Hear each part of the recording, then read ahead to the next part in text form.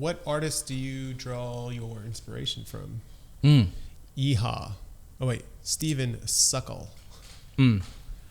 There's quite a few. As far as going into like art history type speak, rather than just like current people. I guess I'll start there. Like, I think in college, obviously school never really came easy for me, and art's the only thing that kind of kept me afloat.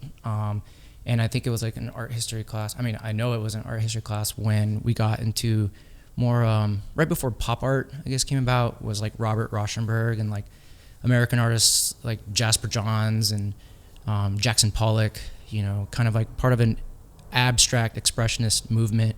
But I think what made it really stick out in my mind was the basic fundamental of like kind of like just departing from the normal ways that people were making art, like, I don't know, paintbrush, like oil on linen, like there was almost like a formula. And then these guys like took that formula and just like flipped it upside down. It was like, there are no rules. We can do whatever we want. We can make art with whatever we want. This could be my applicator. I could dip this in a bucket of paint and then smear it around, and there's a mark. And you look at it now and you're like, whatever. Like, but at that time, that was like fucking groundbreaking. Like, people were like, what? And it was met with so much like resistance at first, and now it's like every art school kid's favorite shit. Like, it disrupted the norm. It was kind of going and exploring and just opening up to me like all the possibilities of art. And in a way, with Robert specifically, like, he made art with trash. Like, he would literally pick up like whatever he found off the street and like combine it in his assemblages and like paint it and whatnot. And you can say what you want about its aesthetic value, but like, to me, they look remarkable, and it's relatable, because it's like you know that coffee cup, or that like, or he like hung a rock from a painting with like the eagle, like dead taxidermy eagle, like just like crazy wild shit. And you're just like, you can kind of like instantly get into it. It's not just this beautiful Mona Lisa where you're like, wow, that's really incredible. This guy like spent a lot of time to render that just right. Like, like I'm not really into like photorealist work. Like, definitely like there are like pieces you have to like give like homage to, but other than that, like, I'd rather just take a photo if I want to capture it in real. Like, I'm more into like expressive, like, it's like try to like say something more that you can't even really quite put into words. It's just like kind of like emotion or intuition just like coming out of you through like your vocabulary of mark making, which is all pure just putting in time and effort into things that you're curious and interested in. And that particular movement of work, all the ABEX, abstract expressionist like artists from America at that time, and it's a very American thing too, like the rebellion nature of it, like that like was like boom, like I want to do this, Yeah. And then it like, but at the same time I was doing graffiti and like, doing work that was like unsanctioned or whatever, and so there's an influence from being around like graffiti and that kind of like community, now I'm here and I'm still into those same kind of art movements. Like, I don't really like doing like specific people, but I think like in San Francisco, like a legend that everyone mentions would be Barry McGee. Yeah.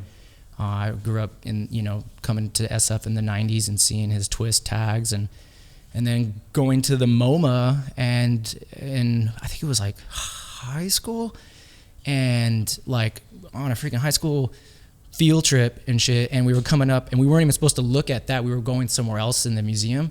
I left the class. I trailed back. I was like, oh my God, what is this?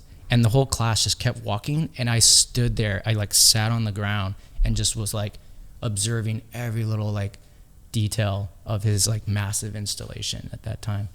And so I don't know, I was always looking at stuff like Futura, guys that were just doing things that were just like, I've never seen it before, and this is before the internet, so like discovery of stuff was like so profound. You're like, oh my God, this is incredible, And if you didn't see it at that time, you would never see it.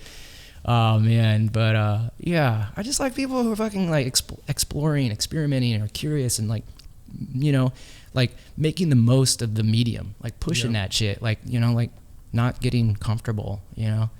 So I don't know. That's a broad answer, but you know, it is what it is. I hate that term. It is what it is. What are your themes? You mentioned change, but in your words, what are the meanings, themes, and values? Yeah. Okay, let me go deep with this one. Excuse me. No, I mean, yeah, I think like change is definitely inevitable. It's happening around us all the time. Even us as human beings are like physically changing constantly, and I find something kind of like overwhelmingly awe-inspiring and incredible about like just how everything, like there's like air is just less dense than body, and we're all just like moving particles and whatnot.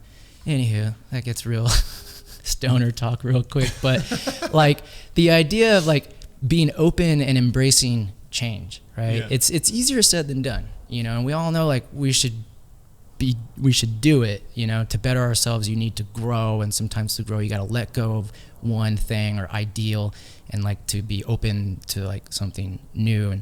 And so like I really meditate and reflect on like things that are happening in my life that I'm in control of, and things that I'm not in control of, things that are happening like to other people's lives or elsewhere in the world. You know, it all kind of is connected too, which is kind of wild. But like, you know, just kind of being open to change, and like how that makes you feel, you know, like emotionally, like if you really listen, like those are the kind of things like I'll write about, and from there like visuals will start to appear, and like even they're just like gestural, those are the things I'm kind of like trying to expand on. Yeah. And like, I don't know, whether being resistant to change or being open to change, and then like, or somewhere in the middle, you know, and then, I don't know, like having, when you make a change, like there's a piece that's called Change Starts From Within, right? And then like your spiritual side of you is deep encased in your physical flesh. Your physical is like this temporary thing, like it's just like running into things, but like your spirit is like what's kind of like really guiding like your everyday like values and what you're, you know, hopefully living for. Yeah. And so I'm always like trying to like tap in and try to listen to like what's going on in there, even though if it gets muddy, you know, and you know, like if I can like kind of like make some change there, then it'll kind of like reflect beyond into the outer, you know, and like perhaps like manifest like something positive in my life or someone else's, like, you know, so trying to like have change start in a genuine, like wholehearted, like authentic self place, and like, and then projecting that, and then having that have like an impact, you know. I think you answered it. Yeah. So I mean, yeah, a lot of, like, and that's what the circle like is you know real about. Like, it's like an open kind of filter, you know. I mean, it's a lot of things, but it's kind of me. But it could be you, you know. It's like the identifier. It's the character in this worlds or environments. And like, yeah, the micro dot like ring, like that to me is more about like a meditation, repetitive, like infinite kind of like channeling kind of space, like to do that mark, like, and where that puts you mentally. I'm hopefully that like comes off in like how you observe it, you know. Yeah. And I mean, sometimes the circles are, I don't know, you could just be like the sun or the moon, like just something like a natural reference. I'm constantly like kind of referring to like, we're finding similarities in like the natural world, and how that you can apply that to like, you know, dealing with like stress or a crisis in your physical world. You know, I think there's something interesting. There's a ton of interesting things there. We're so out of touch with nature, you know. Yeah. I'm such a tree hugger. Like, it's like as soon as I get like in the woods, I'm like, oh yeah, it all makes sense, you know, like I get it now, you know. So you know, and I feel like Yeah. And it's funny, like, I actually don't like, I'm actually quite fearful of the ocean. I had a near drowning experience when I was a kid, which wasn't in an ocean, it was in a lake, which makes more sense because lakes have no salt, you know, like, and I'm like sticks.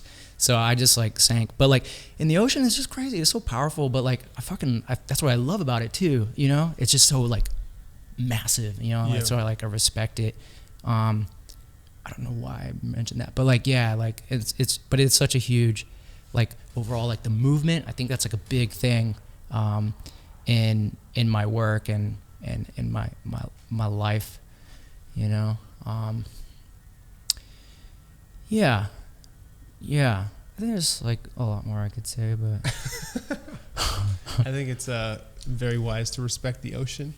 Don't turn your back on the ocean. Well, he was talking about like like the like what's the change, what the work's about.